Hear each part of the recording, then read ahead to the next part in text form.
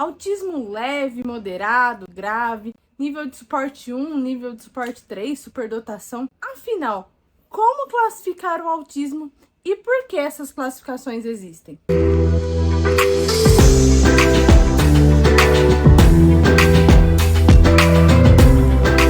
O autismo é um transtorno do neurodesenvolvimento. O que é importante saber é que essas classificações elas surgem no intuito de tentar abranger o maior número de pessoas que estão dentro desse espectro, mas direcionar o tratamento adequado, a forma de orientar e explicar às famílias baseado no nível de suporte que essa criança, no caso, ela necessita. E por que a gente fala, então, hoje, como classificação em níveis de suporte? Hoje, as classificações para o autismo ela é dividida em nível de suporte 1, nível de suporte 2 e nível de suporte 3. E isso acontece justamente por ser um espectro muito amplo e que cada pessoa ela vai ser única na sua forma de ser e se desenvolver. Mas algumas características principais, elas vão definir qual o nível de suporte. E esse nível de suporte está baseado nas atividades cotidianas, no quanto aquela criança precisa de suporte para realizar as suas atividades no dia a dia. Então, quanto mais suporte a criança necessitar, maior vai ser a sua classificação. Portanto, nível de suporte 3. Quanto menos suporte ela precisar, mais baixo, então nível de suporte 1. Mas isso não significa que desafios não sejam encontrados. Cada um desses níveis, eles vão ter demandas específicas, características específicas e vão precisar de um olhar específico para que o tratamento funcione e aconteça de forma eficiente e adequada. E por conta do seu amplo espectro, envolver várias características, vários sinais, existe uma classificação adequada usada pelo DSM-5 para que nós possamos compreender qual a necessidade de suporte que as pessoas com autismo vão desenvolver. Aqui eu vou falar mais de criança porque é o meu público-alvo, mas isso se enquadra para qualquer pessoa que tenha o diagnóstico de autismo. Uma coisa que é muito importante ressaltarmos aqui é que esse nível de suporte ele não classifica como mais fácil ou mais difícil. Por isso, foi tirada essa nomenclatura de leve, moderado e grave. Porque isso não tem a ver com gravidade, porque o autismo ele não é uma doença, mas sim pela necessidade de suporte que essas crianças, essas pessoas vão demandar. Mas não significa que o nível de suporte 1 ele é mais fácil do que o nível de suporte 3. Apenas que eles têm características e demandas específicas para cada um desses níveis de suporte. Outra coisa que é muito importante ressaltarmos aqui é que esses níveis de suporte, as características, elas podem acontecer nos 3 níveis, mas a intensidade e a forma como elas manifestam de pessoa para pessoa é que também vai ajudar na definição desse nível de suporte. E quem faz essa classificação é o médico na hora de dar o diagnóstico. O nível de suporte 1,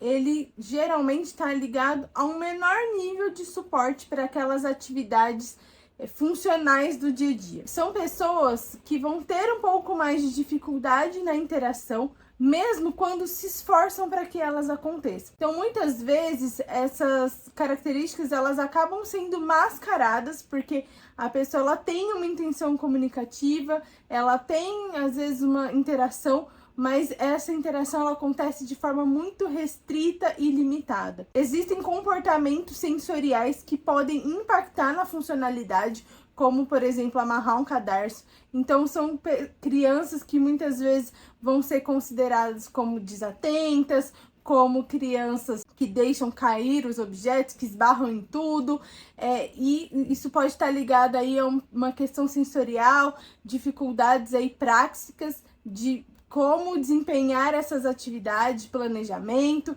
e acabam sendo relacionadas a essas características, né, de desleixado, de preguiçoso, de atrapalhado, mas pode ser que existam coisas aí por trás que estejam impactando adaptando nessa forma, nessa funcionalidade. Além disso, a pessoa que é nível de suporte 1, ela muitas vezes vai ter comportamentos repetitivos que atrapalham no seu desenvolvimento ali do seu dia a dia. Um hiperfoco em alguma coisa, mas que mascare muitas vezes as dificuldades em outras coisas. São detalhes que a gente precisa ficar atento, e isso que vai caracterizar então esse nível de suporte 1. O nível de suporte 2 já são crianças que têm uma dificuldade mais profunda aí nessa interação social. Não só na comunicação verbal, que muitas vezes já tem um comprometimento, então são crianças que na maioria das vezes já não tem a expressão, né, verbal da comunicação. Então isso já dificulta mais essa interação social, mas também já tem uma maior dificuldade de interagir com o outro, já tem um interesse mais restrito nas pessoas. São crianças que muitas vezes os comportamentos repetitivos, estereotipados, eles vão estar mais evidentes. São crianças que elas vão ter já uma rigidez cognitiva um pouco mais acentuada, em que você consegue perceber isso de uma forma um pouco mais clara do que no nível de suporte 1, por exemplo. Além disso, a criança que tem um nível de suporte 2, ela vai precisar muito mais de apoio nas suas atividades cotidianas, como tomar banho, se vestir. Essas dificuldades, elas também ficam mais evidentes. Geralmente necessitam, então, desse maior apoio para realizar essas atividades também. Já o nível de suporte 3, ele vai ter uma característica mais acentuada ainda dessa interação social, dessa comunicação verbal. Então, são crianças que não têm comunicação verbal, não se expressam, né, não, através da fala, tem uma dificuldade nas habilidades e interações sociais bem significativas, então muita dificuldade de contato visual, não fazem imitação, geralmente apresentam fuga e esquiva constante da interação humana, e isso é bem acentuado em crianças que estejam classificadas em nível de suporte 3. Além disso, pode estar associado com uma deficiência cognitiva, muitas vezes, então uma maior dificuldade na aprendizagem, comportamentos repetitivos e restritos mais acentuados, muita rigidez cognitiva, dificuldade em atividades como brincar, saber qual a função do brincar, como utilizar um brinquedo, necessita de um suporte bem específico em todas as atividades do dia a dia, para comer, para vestir. Todas essas características, elas vão estar mais acentuadas, e então essas crianças vão necessitar mais ainda de suporte. Mas as características então aparecem em todos os níveis. E aí, como que eu vou saber, afinal? A gente vai classificar os níveis de suporte de acordo com cada pessoa. E cada pessoa, ela vai apresentar aí dentro dessas características. Se é uma criança que ela não interage, que ela não faz contato visual nenhum, que ela não tem nenhuma função no brincar, que ela não tem nenhum comportamento verbal, e é uma criança que muitas vezes tem uma rigidez cognitiva bem acentuada, não aceita mudar e não consegue lidar com as mudanças.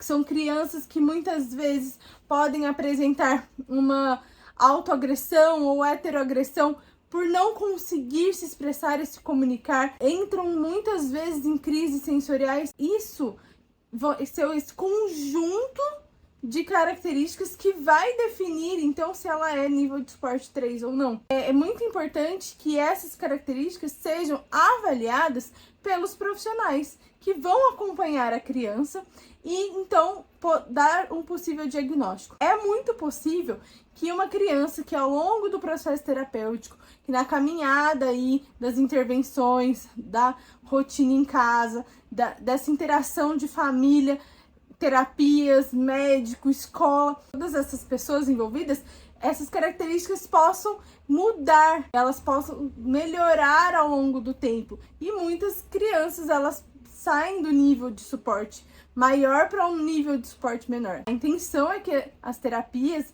as atividades que essa criança realiza possam ajudar elas a melhorarem essas questões. Mas vale lembrar que não existe uma cura. Essas características, elas sempre vão aparecer. O que vai modificar é o nível de intensidade e o quanto isso vai atrapalhar a criança ali na sua rotina do dia a dia. Geralmente, as terapias mais intensas nos primeiros anos de vida ajudam a melhorar esse padrão, essas características, e com isso, ao longo do tempo, a gente vai diminuindo aí o nível de terapia, mas voltando sempre no que é importante.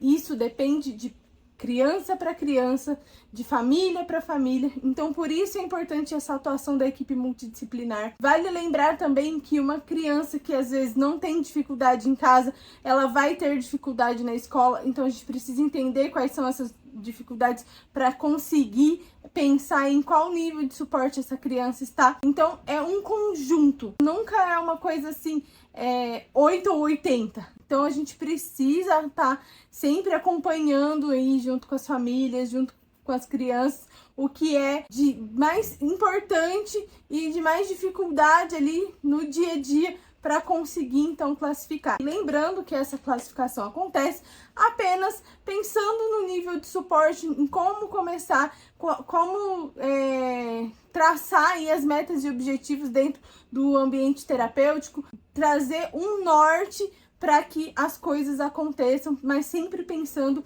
em como estimular e desenvolver, né, a rotina, o dia a dia e a funcionalidade dessa criança. Se você gostou desse vídeo e acredita que ele pode ajudar outras pessoas a conhecerem um pouco mais sobre o autismo e os níveis de suporte, não esqueça de compartilhar o vídeo.